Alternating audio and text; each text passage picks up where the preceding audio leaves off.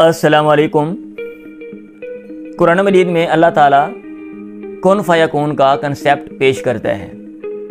کہ اللہ تعالیٰ کہتا ہے کہ جب میں کہتا ہوں کن ہو جا فیکون تو چیز ہو جاتی ہے، اور دوسری طرف اس کائنات کو بنانے میں اللہ تعالیٰ کو 6-7 دن لگ جاتے ہیں، اور قرآن مجید کو اتارنے میں 23 سال لگ جاتے ہیں، جیسا کہ قرآن مجید کی ہسٹری اور اس کی تاریخ بیان کی جاتی ہے۔ تو کیا یہ واضح تضاد نہیں ہے کہ ایک طرف وہ قادر مطلق ہے، وہ کن کہنے سے چیزوں کو وجود میں لے آتا ہے، اور دوسری طرف اس کو کائنات بنانے میں 7 دن اور قرآن مجید کو اتارنے میں 23 سال لگ گئے۔ یہ وہ اعتراض ہے جو اویس اقبال ملحد صاحب نے پیش کیا ہے، اور اس کا جواب ان کو مطلوب ہے، چونکہ اس میں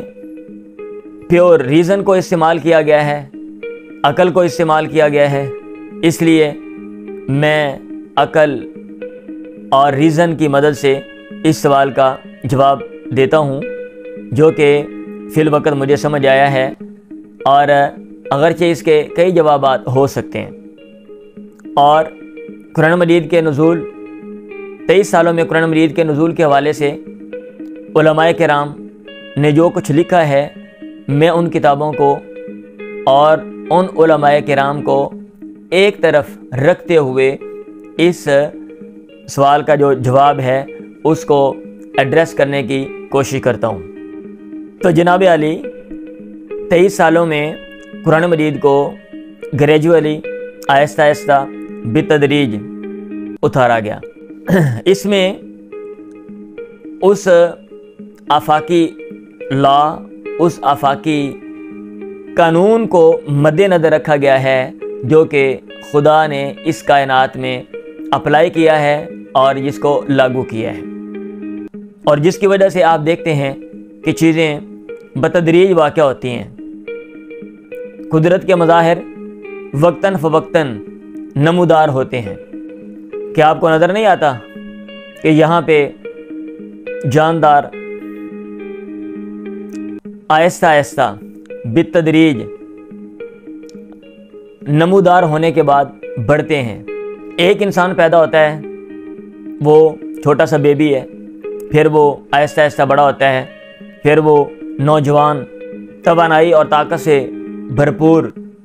انسان بن جاتا ہے، اور اس کی قوا اور اس کی طاقتیں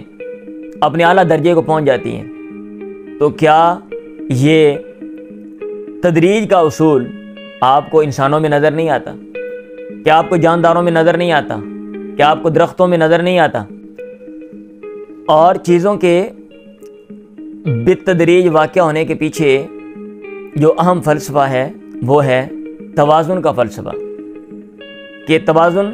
اشیاء میں توازن برقرار رہے، اور جو اشیاء ہیں وہ اپنے ماحول سے مناسبت پیدا کر لیں۔ ظاہر بات ہے جب بھی کوئی کام کیا جاتا ہے اس میں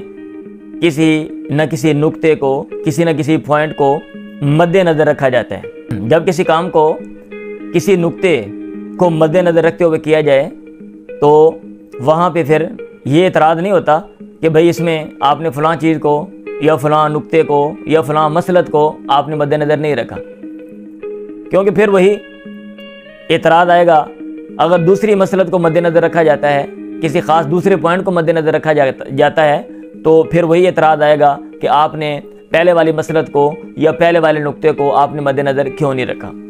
تو اگر قرآن مجید یہ 23 سالوں میں نازل کیا گیا ہے اور اس میں تدریج کے فلسفے کو تو آپ اعتراض کر رہے ہیں،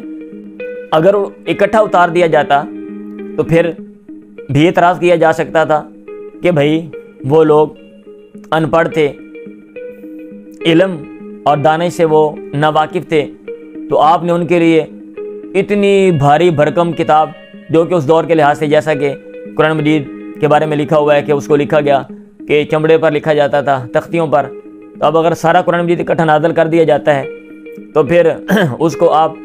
اتنی زیادہ تختیوں اور جب آپ چمڑے میں لکھیں گے تو اس کا جو حجم ہے، جو اس کا جو ضخامت ہے، تو آپ تصور کریں کہ وہ حجم کتنا بڑا ہوگا. تو وہ تو دیکھنے والے ڈر جائیں گے، بھئی اتنی بڑی اتنی بھاری کتاب خدا نے ہمارے لیے، ہم تو اس کو پڑھ ہی نہیں سکتے، اس کو تو پڑھا ہی نہیں جا سکتا. تو پھر تو یہ اعتراض وہاں پہ کیا جا سکتا تھا یا کیا جا سکتا ہے. اگر آپ یہ کہیں کہ اس کا تو سلوشن ہے کہ خدا اکٹھا اتار دیتا، اور جو ساتھ ہے پرنٹنگ پریس بھی خدا فرشتوں کے ذریعے اتار دیتا، جیسا کہ آج کل دنیا میں بہت سے جو بہترین قسم کے پرنٹنگ پریس ہیں، تو وہاں عربوں میں بھی، اور وہاں پہ کوئی اچھا سا جو ہے فائن جو پیپر ہے، اچھا جو کاغذ ہے، وہ بھی ساتھ دے دیتا کہ بھئی ایسے آپ چھاپیں، اور اس کا جو حجم ہے، جو ضخامت ہے، وہ اتنا بڑا نہ ہوتا. تو جناب علی عرض یہ ہے کہ خدا ایسا نہیں کرتا. یہ جو کائنات میں آپ کو مظاہر نظر آ رہے ہیں اور چھپے ہوئے پوشیدہ قوانین جو کہ آہستہ آہستہ دریافت ہوئے، مختلف قسم کے لاز جن کو دریافت کیا گیا، اور مختلف قسم کی چیزیں جن کو انوینٹ کیا گیا، اس کے پیچھے ایک حکمت اور ایک مصلحت ہے. جب آگے چل کے کچھ اعتراضات آپ کے ہیں، وہاں پہ میں ان کو ڈسکس کروں گا کہ ان کے پیچھے کیا حکمت اور کیا مصلحت ہے کہ خدا ایسا نہیں کرتا. خدا دور کے مطابق اور دور کے تقاضوں کے مطابق ہی عموماً چلتا ہے. اگر آپ کو خدا کے بالتدریج 23 سالوں میں قرآن مجید کے نازل ہونے پر اعتراض ہے، تو سب سے پہلے آپ کو اپنے اوپر اعتراض کرنا چاہیے، اپنی پیدائش پر اعتراض کرنا چاہیے، اور کائنات کی باقی چیزوں پر اعتراض کرنا چاہیے، اور ان کو ایکسیپٹ نہیں کرنا چاہیے. اگر آپ ان کو ایکسیپٹ کرتے ہیں اور آپ کو بالتدریج کا جو اصول ہے وہ سمجھ آتا ہے کہ کیوں چیزیں بالتدریج واقع ہوتی ہیں، تو پھر قرآن مجید کے نزول میں بھی آپ کو یہ اعتراض واقع نہیں ہونا چاہیے. تو یہ تھا میرا جواب، جس میں نے پیور ریزن اور عقل کو استعمال کیا، جو مجھے سمجھ آیا اپنے علم اپنے فہم کے مطابق.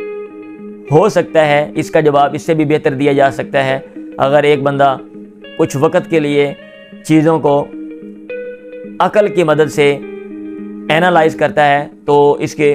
جو ہے نا بہت سے جوابات یا اس سے بہتر جواب بھی جو دیا جا سکتے ہیں. اب چونکہ یہ اعتراض عقل کی مدد سے کیا گیا تھا، عقل کی آنکھ کے ذریعے، تو میں نے بھی جو مجھے بات سمجھ آئی، میں نے عقل کی مدد سے اس کا جواب جو ہے وہ دے دیا. اور چونکہ ہماری جو کتب ہیں جو لکھی گئی ہیں وہ ایکسیپٹیبل نہیں ہیں ایسے لوگوں کے ہاں، تو وہ عقل کی مدد سے اعتراضات کرتے ہیں، تو اس لیے میں نے ان کتابوں کے حوالے نہیں دیے. میں نے یہ نہیں کہا کہ فلاں امام نے، امام شوکانی نے، امام سیوطی نے، علامہ ابن حجر نے اس پر یہ مصلحتیں لکھی ہیں، یہ فلسفہ لکھا ہے. میں نے یہ نہیں کہا. ایک ایک سوال کو میں کوشش کروں گا کہ عقل کی مدد سے ایڈریس کروں اور آپ کے سامنے جو اپنا نقطہ نظر ہے وہ رکھوں. تو اگر آپ کو اس میں کوئی شکم، کوئی کمزوری نظر آتی ہے تو ضرور ضرور آپ اپنی آراء دیں اور آگاہ کریں، تاکہ اس پر میں مزید غور و فکر کروں، اور ایک چیز کہ جو مختلف پہلو ہیں وہ ہمارے سامنے آئیں اور اس گفتگو کا کچھ نہ کچھ فائدہ ہو. دعاؤں میں یاد رکھیں. اللہ حافظ.